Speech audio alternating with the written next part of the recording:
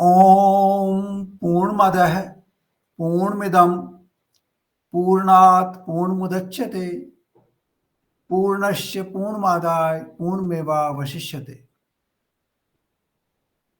So welcome to our Saturday morning session. We shall continue on our journey of chapter 15 of Bhagavad Gita. So far we have already seen few profound explaining what is this sansar and how we can overcome this sansar and how we create, each one of us creates a sansar of our own, a branch on that tree. We create our own branch and we continue on that. Now we will go to verse number 7, which is 7 and 8 actually, both we will take them together because they are another most profound revelations one can understand.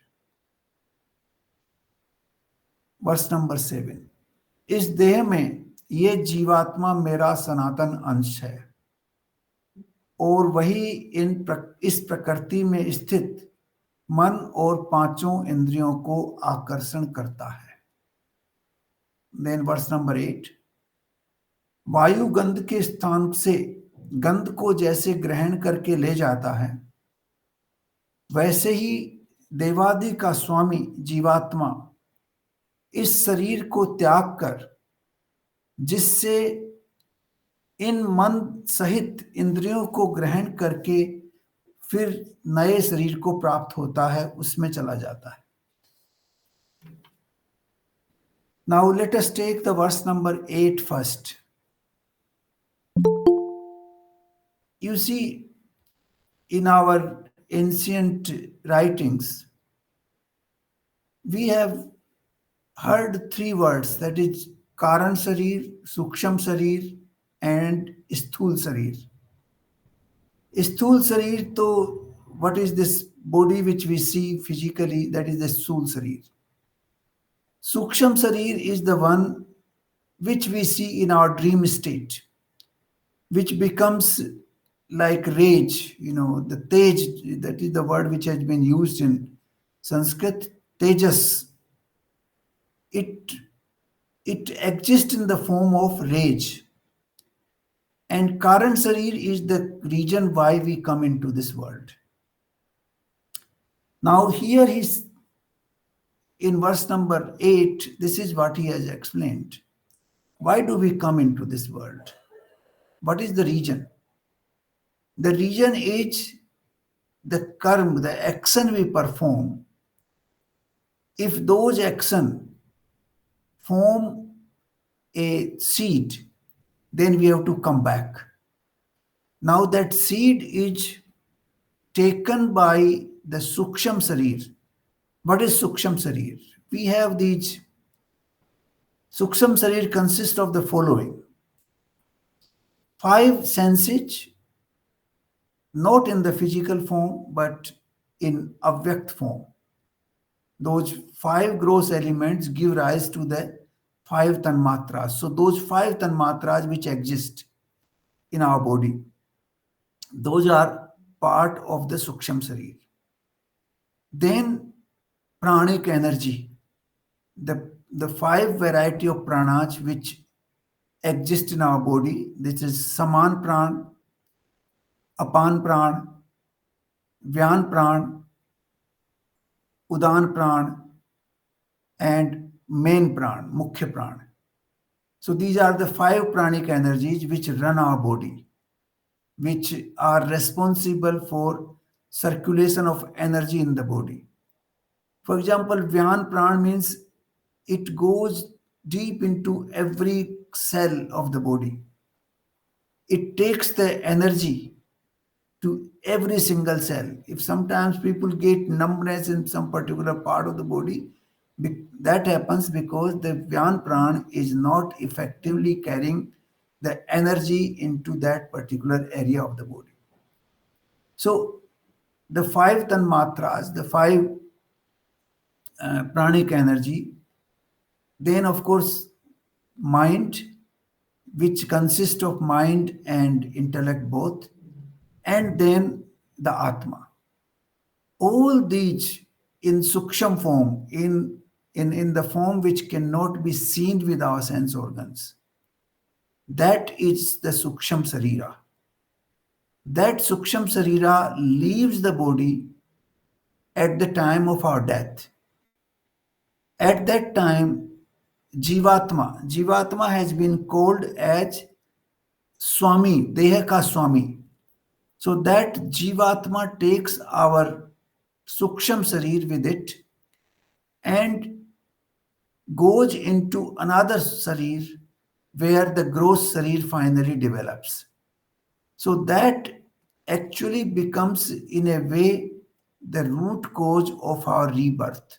The Suksham Sarira, when it goes with the Jivatma, with all the balance of our karma, then all that balance actually becomes the seed for the next birth, and all those sanskaras which go with the Suksham Sarir become the sanskara of the new body. Now, how it carries? Given a very wonderful example, वायु गंध के स्थान से गंध को जैसे ले जाती है. There is a flower, there are variety of flowers. The wind comes, it does not take the flower away, it only takes the smell away. The smell goes with the wind. That is the suksham part of the flower. Similarly, the Jivatma does not take this body away. It only takes the essence of the body away. The essence of the body is consisting of those element, that is the five tanmatras, five pranic energies, and then mind, and then of course the Jivatma itself. So that becomes the cause of our next birth. So this is what has been explained here, why we take birth, because a seed is formed because of our actions. If the seed is not formed, if we are not karta, if we do not consider ourselves as doer, or if we do not have any attachment to what we are doing, then the seed does not form and this process does not happen. But this process will happen if we consider ourselves as doer, if we have attachment with what we are doing, then the seed will be formed, and all those balance of our action will be taken away by Jivatma to the next birth. This is exactly in the same way as an accountant works out the balance of assets and liabilities at the end of the year, and then he carries them forward to the next financial year. If there are no assets and liabilities at the end of the year, then obviously there is no beginning for the next financial year, and that beginning is zero. Similarly, if our beginning is zero, then obviously we cannot come back in this world. So this is what Lord Krishna is explaining, why we come back, what is the role of the Suksham Sarira, and how Jivatma carries all that essence of the this form of our body into the next birth. Now he says, this was also explained earlier, but now he is very clearly, categorically saying, इस देह में ये जीवात्मा मेरा सनातन अंश है. He said in the previous chapter that प्रकृति जो है वो योनि है, और उसमें मैं चैतन्य रूप बीज को स्थापित करता हूं. उन दोनों के मिलन से नए शरीरों की उत्पत्ति होती है. This is what he said earlier. But there it was indirect expression. Here he says that every single life which exists in this world, it has a part of me. A part of me exists in all these lives. So the Chaitanya which we have in our body, because of that Chaitanya, I am able to talk to you, I am able to see you, I am able to hear you, I am able to walk, I am able to eat my food, I'm able to digest my food. All that is happening because of that Chaitanya. That Chaitanya comes from the Supreme. That is part and parcel of the Supreme.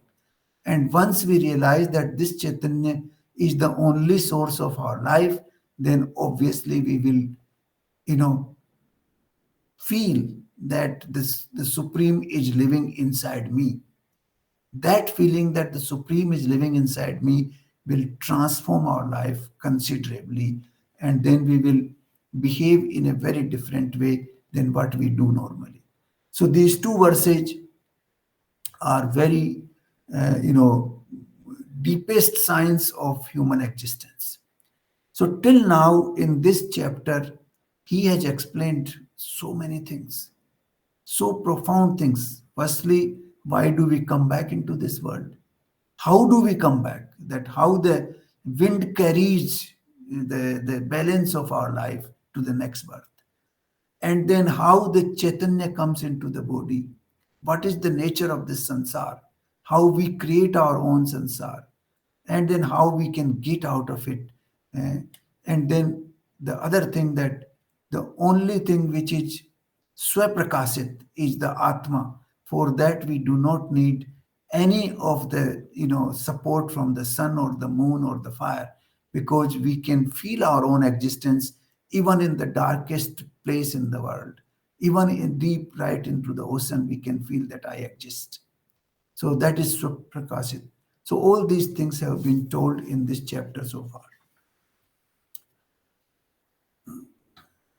Now, verse number 9. ये जीवात्मा स्रोत, चक्षु और त्वचा को तथा रसना, घ्राण और मन को आश्रय करके, अर्थात इन सब के सहारे से विषयों का सेवन करता है. Now it is better to understand what is Jivatma. To start with, Jivatma is, as you mentioned, it is part of the universal consciousness, part of the Supreme. A small segment like a drop comes out of the ocean. Similarly, there is a drop which comes out of the universal consciousness, which goes into our body mind system, and then it runs that body mind system. Now, to understand Jeev, Jeev basically means which is Jivit, and which keeps everything around it Jivit. Like the Jivatma is inside the body is Jivit because of that Jivatma.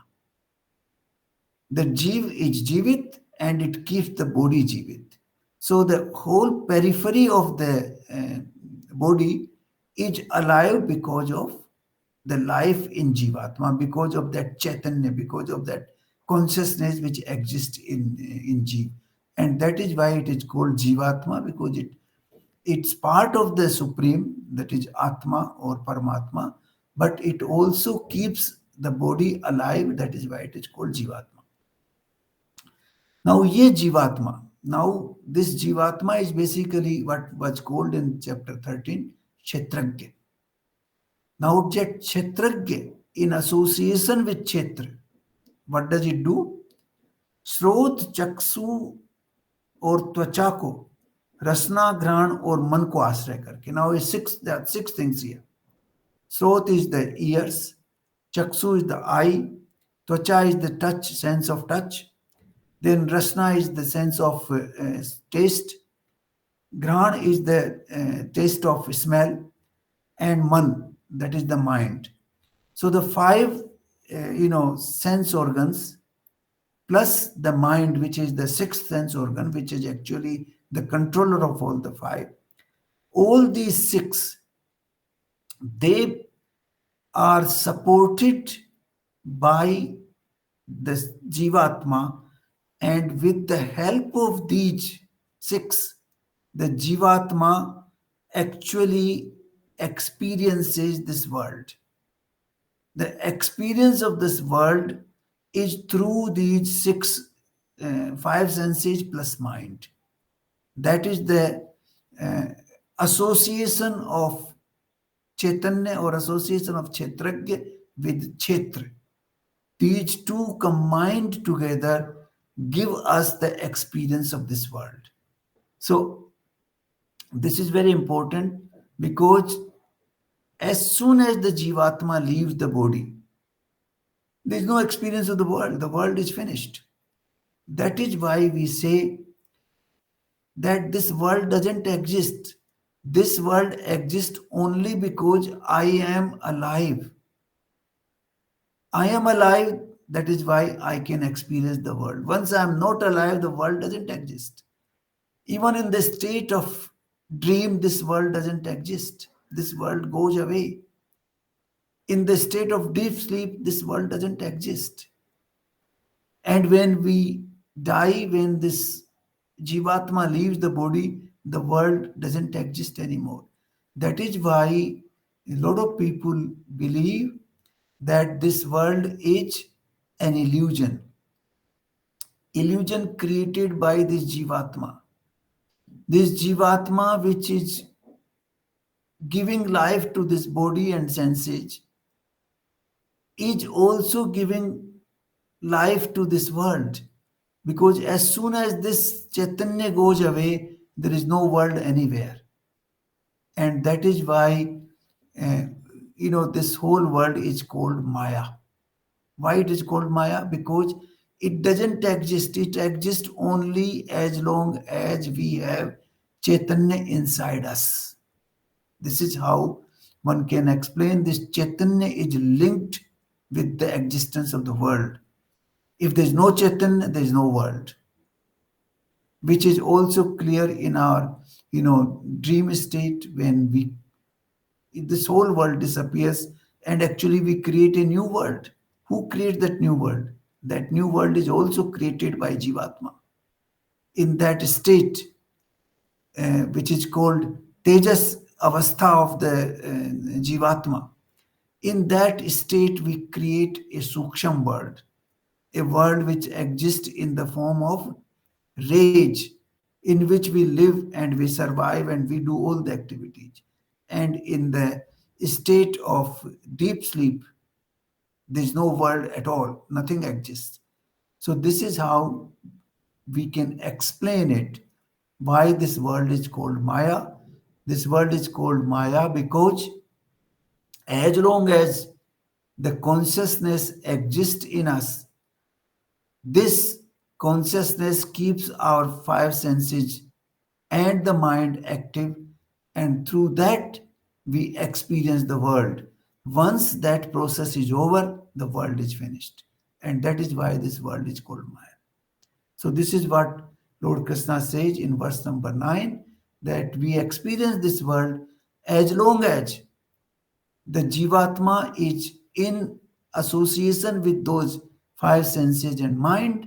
Once that association is disconnected, then there is no world at all. Now, verse number 10. शरीर को छोड़कर जाते हुए अथवा शरीर में स्थित हुए अथवा विषयों को भोगते हुए, इस प्रकार तीनों गुणों से युक्त हुए को भी अज्ञानी जन नहीं जानते हैं। केवल ज्ञान रूप नेत्रों वाले विकासशील ज्ञानी ही इसको तत्व से जानते हैं। Now this is very important for us because we are trying to understand what is this world, who are we, how this world comes into existence. We have known all this here, but all this which is happening, this world, this Atma which is in association with our sense organs and through which we are experiencing this world, most people do not know it. They behave like ignorant behaves. They feel that this body is everything. Because of this theory of association between the Jivatma and the body, Kshetra and Kshetragya, they feel that this body is Kshetragya, this body is everything. And this body enables us to experience this world. No. Those people do not understand the truth because they have not gone deep, because they are Ajnani, that is the word which has been used here, they have not discovered the truth of our existence, the true knowledge. Now, the truth of our existence is that the consciousness in association with the body experiences this world. That association is extremely important because without that association, the body cannot experience the world. That experience is happening only because of that association. But the people who are ignorant, they believe that they cannot distinguish between the consciousness and the body, and therefore they consider the body as the real actor in this world, and their association with the body becomes deep and deep and deep. They feel that everything is body, not understanding the association of the consciousness and the body. So this is where the Ajnani and Jnani, the Jnani person understands this association, and therefore he segregates the body and he segregates the consciousness. Or we can say he segregates the Kshetra and the Kshetrajna. But most people hardly understand this distinction. We all the time say that the person is dead means his body and his consciousness both are gone. But the fact is, as stated in chapter 2, the consciousness never dies. It is eternal. Only the body dies because of that association disconnecting from each other. It is exactly in the way we can understand the association of a fan and electricity. The fan is running as long as the association of electricity is there with the fan. Once that association goes away, the fan stops running. The fan becomes non functional. The electricity does not die, it exists in some form or the other anywhere. Similarly, we can take example of this laptop. This laptop is functional because of the association of electricity or power, whatever you call it, with this instrument. Once that association is not functional, then this laptop will not work. So the jad becomes non-operational as soon as the association of Chaitanya disconnects with this process. So this is what Lord Krishna is explaining. It was number 9. And then in the 10, he is saying that this association is understood properly by those who are knowledgeable, who are jnani. But by those who are ajnani, those who are ignorant, they never understand this association. And therefore, they do not realize the Atma which is sitting inside everybody's body. Everybody. Everybody has that Atma inside. Only those people who are knowledgeable, who are jnani, they understand that existence, but not the rest.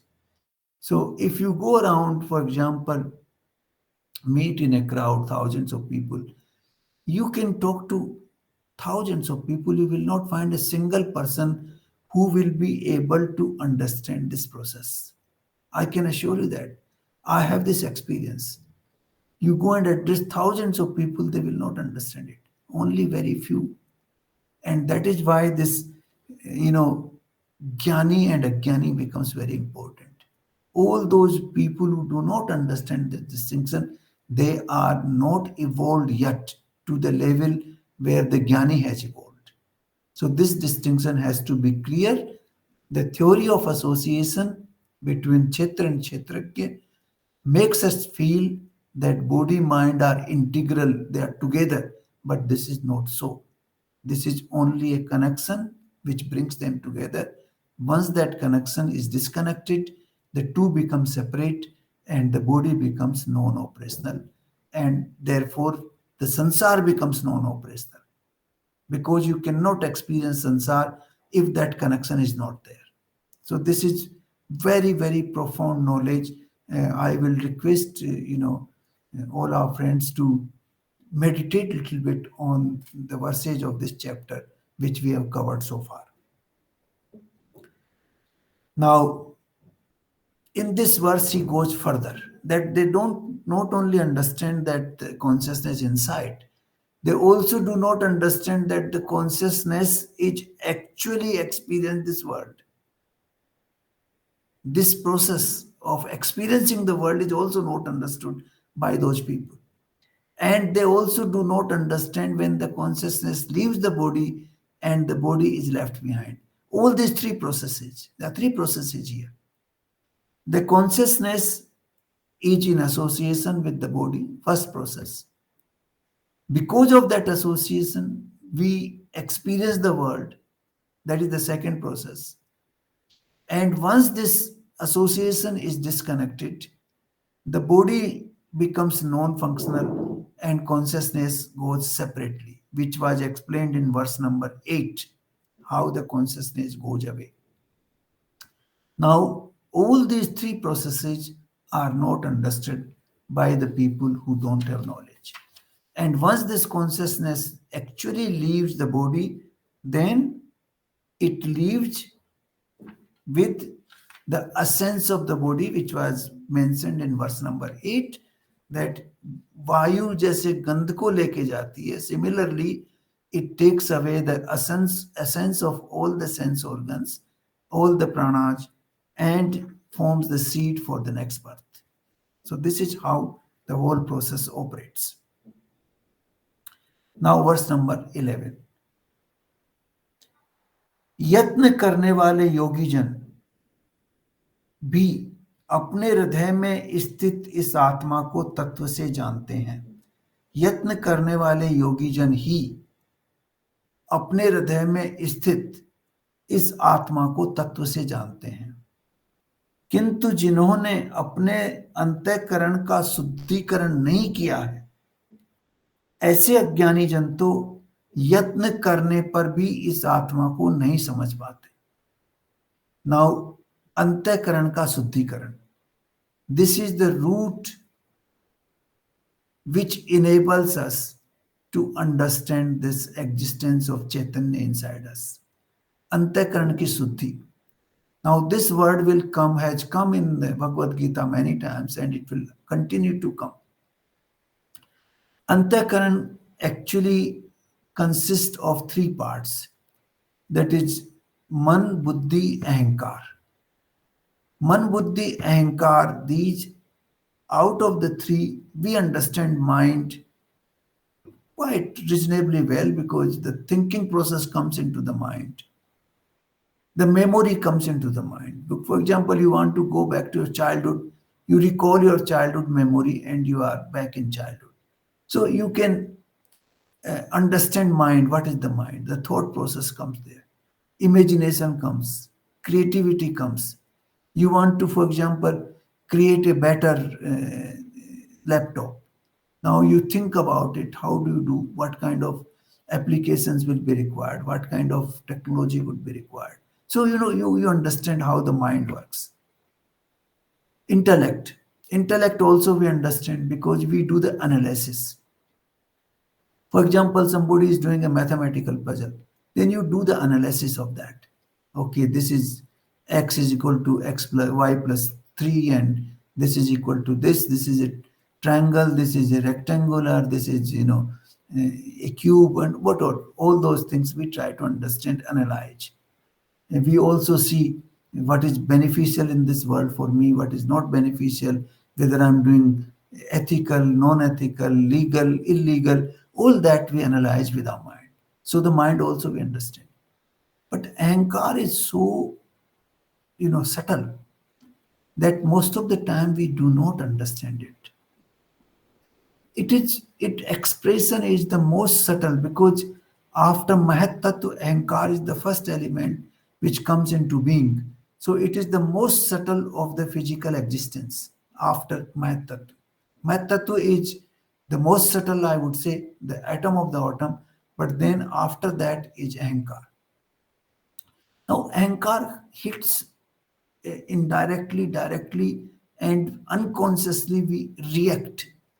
You enter the office and somebody doesn't wish you good morning or namaskar, then immediately, oh, this receptionist considers herself so, important that she doesn't even wish me good morning. Now, that is the ahankar. You enter the house and, you ask your wife, where are you? And she doesn't respond. Immediately your ego comes into play. Eh? You have some service at home, somebody works for you, and you ask for something from her. Maybe she didn't hear what you asked, and she doesn't bring you what you want. Immediately your ego comes into play and you start shouting. So, this ahankar works in so many ways. There are thousands and thousands of ways in which it works. And this is the one which doesn't allow us to have antakaran ki suddhi. Antakaran ki suddhi is complete when our ahankar is subdued, when ego is subdued, when ego is not in existence, then ahankar, then antakaran ki suddhi is complete. So we can understand mind, we can understand intellect, but ahankar is very, very subtle, and it is so fine that sometimes we do not even realize that I am acting out of ahankar. So this is something which one has to be very careful if we want to clean our antakaran. अंतःकरण की शुद्धि के लिए अहंकार को हटाना बहुत जरूरी है. This is an essential element because you can remove mind, you can remove intellect to some extent, but removing ahankar is not that easy. So this is what Lord Krishna is saying here, that if you have not cleaned your antakaran, then even if you do all the effort, like we do meditation, we do, some people do tap, some people stand on 1 foot for years. There's some people who do not eat food for days together. Some people do not even take water for days together. They do all the tapaj. Some people, walk on nails. Some people sit in the Himalayan mountains in freezing temperatures and do tapasya. But all that yatna, all that effort will not be successful unless you clean your antakaran, unless you bring a clean, instrument which operates in your body. The instrument, it is called inner instrument, which has to be, very clean. Otherwise, there will be a lot of dirt and dust and toxins which will keep circulating into the body. So this is very, very important, cleaning. In fact, if we go back to Patanjali Yoga Sutra, Patanjali Yoga Sutra starts with yam, niyam, eh, yam, niyam, asan, pranayam, all these activities which come before dharana, they are designed to clean your inner self, that you are truthful, you are honest, eh, you do not have this desire, you do not have that desire. All those things have been explained in great detail in Patanjali Yoga Sutra before we reach a state of dharana. Dharana means where your antakaran has stabilized, where your inner instrument has stabilized. The instability of the inner instrument happens because of all these, asuddhis, all these impurities which exist in the system. Now, those impurities can be cleaned through variety of processes. And that is why Lord Krishna has given very great emphasis on that, that even if you do all your effort to understand your inner self, but without cleaning the inner instrument, then you will not be successful. You will be successful only when you are able to clean the inner instrument, then this instrument will actually lead you to realize the Atma, to realize the self, to realize the consciousness which exists in yourself. So this is very, very important part of uh, you know this chapter. So the next verses 12, 13, 14, they go into a different domain. So I will not cover them today, but I would like to summarize what we have learned so far in this chapter. Because if we can know this much, these 11 verses, I think we can understand 95% of the reality of our existence, more than 95%. So the first verse said that whole sansar is like a tree which has roots upwards and branches downwards. And the roots are connected with the Supreme. So the origin is from the Supreme. But then, as soon as the branches come down, they become more and more impure. Impurities come into the play. So the more we go down, the more impure we become. And then it says that each one of us create a branch. We took an example of a cricketer, or for example, we take an example of a musician. Somebody wants to learn, for example, tabla. Now, in order to learn tabla, he will have to create a sansar of his own, because first he has to buy tabla, understand, read about it, then get a good guru who can teach him tabla.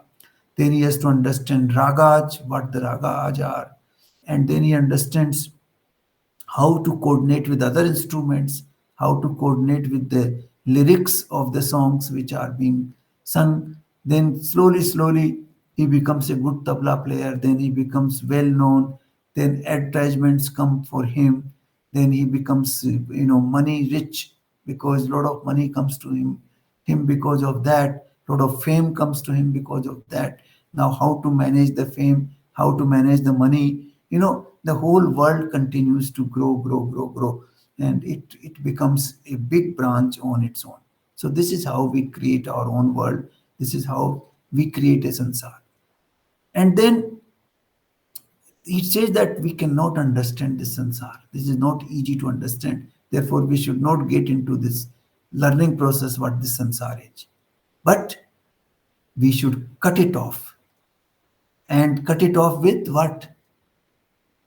Vairagya, Drad Vairagya. That we do not want to, remain engaged into this world. And that is the way to Drad Vairagya से इसको काट दो, शस्त्र की तरह से काट दो. That is what he says. Don't try to understand it, because you will never understand it. But इसको काट के अलग कर दो. That is the only way. And then all these desires which are vasana rupi jane, which keep contributing to the world, we do away with them. So then this tree will not grow further. So that is the first thing which he has told us. And then once you start cutting the tree and using vairagya and cutting away the vasanas, then you reach the parampad, you reach the supreme. And this is how you are able to attain him, because you will connect yourself to the root from where the origin of the tree starts. So all these branches you will cut away and you will go to the root. The root starts from the supreme, and then you remain connected with him. That is called parampad, from where everything starts and from where everything at that point everything terminates. So that is the point where everything terminates and everything begins. And then he very clearly says that this Jivatma is mera अंश है. It is part of me. Therefore, the Supreme is sitting inside us. We must believe that I am alive today because the Supreme is sitting inside me. I am able to talk to you. I am able to understand. I am able to taste. I am able to walk. It is all because of the Supreme's power which has been given to me The drop from the great ocean of the Supreme has come inside me, which is Jivatma, and which keeps me alive, which gives me all this ability to conduct. That is what also said in one of the Keno Upanishad actually, that वो आंखों की आंखें हैं, कानों का कान है, मनों का मन है. मतलब the whole power comes from there, and therefore we should understand that. That is what he says in verse number 7. And verse number 8, why we come into this world, what is the current sarir, what is the root, what is the seed. The seed is because of the actions we perform, which forms into a seed, and that seed is carried by our jivatma along with the subtle part of our senses and pranas into the next body, like the wind carries the fragrance of a flower. It doesn't carry the flower, only the fragrance. Similarly, the jivatma carries the fragrance of this body. The fragrance consists of the actions we performed. The balance of all those actions is carried into the next birth, and then it takes stool, the form of a gross body, into the new body where it goes. The atma goes into a new body, and in that gross body, all those uh, elements of the seed, they become sanskar. Like if the seed has, for example, it is a seed of mango, then the sanskar will be of a mango tree. If it is seed of a babool, then the sanskar would be of a babool tree. If it is the seed of a lemon, then the sanskar would be of a lemon tree. So all these are connected because of this process which happens when the atma migrates from this body and goes into another body, taking the essence of our existence. And then it says that this is the connection between the Chaitanya and the body, Prakriti and the Purus, or we can say Kshetra and Kshetrajna. That connection enables us to experience the world.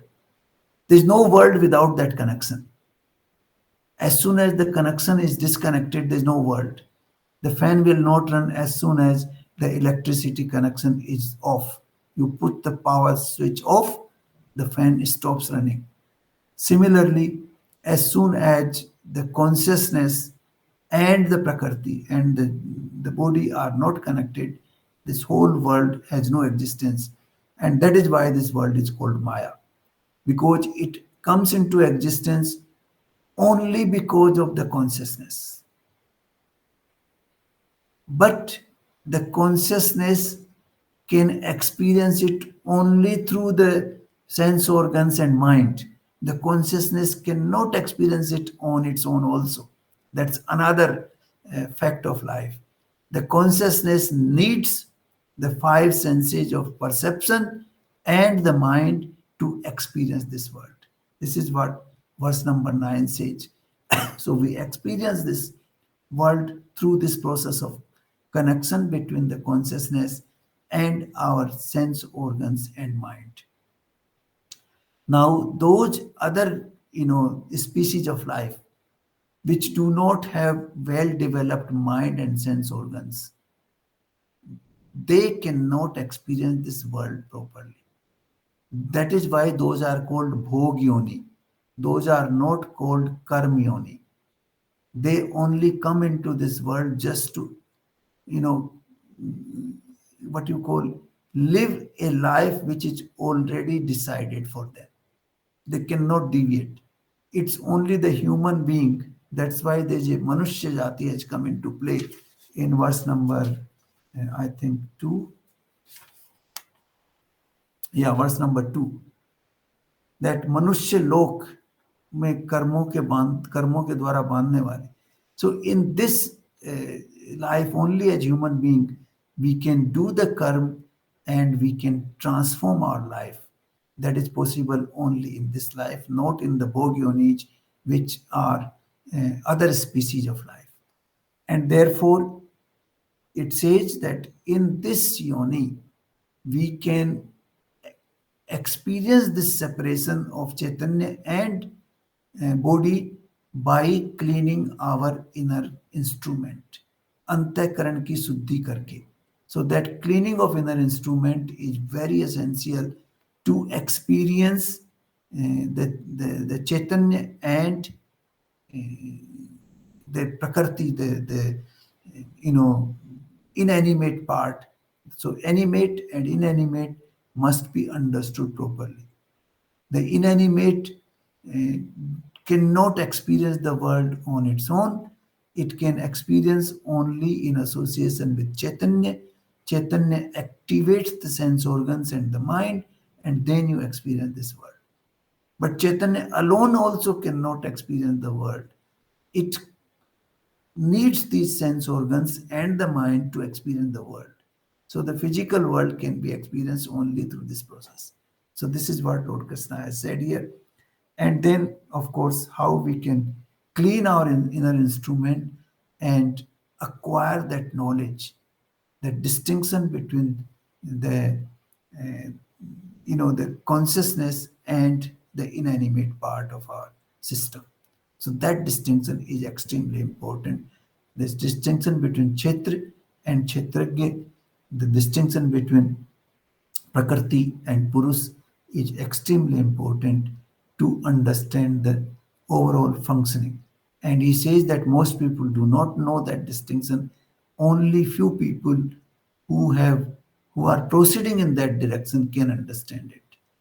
And that too only by cleaning the inner instrument.